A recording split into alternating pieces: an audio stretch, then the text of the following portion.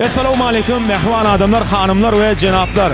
Baqi taraf Türkmenistan döwletimizde berkarar döwletiniň bagçarlyk döwründe gahryman arkadagly gahryman fiýerdarymyzyň zamanatyna türkmen halkynyň her bir güni toy bayramyna ulaşýar. Ene bugün molsa ajaýyp şermedi.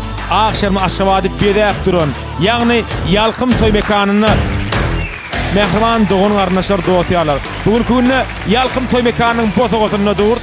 Çünki ajaýyp pursatlary, oğudan pursatları, yağıttan çıkmayacak pursatları yadga geçirecek Ako Video Stüdyosu.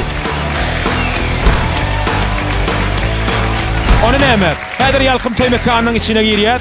Kim aýdymçy aýdyp dur, olar bilen tanyş bolýar. Toýumyzyň ajaýyp pursatlaryny yadga geçirýän Ako Video Stüdyosu. Ýöredik.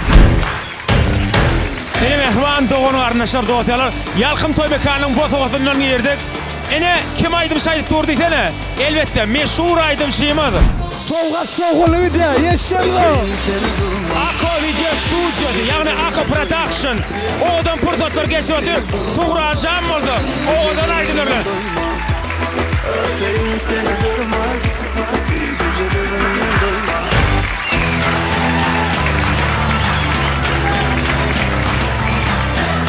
Oğudan aydınlar, arya. Oğudan aydınlar bilen. Hani? Mehman doğun garnaşlar doýýarlar şunun bilen şu günkü ajaýyp toýmuzy geçirip gorýar. Hoş, sağ olun.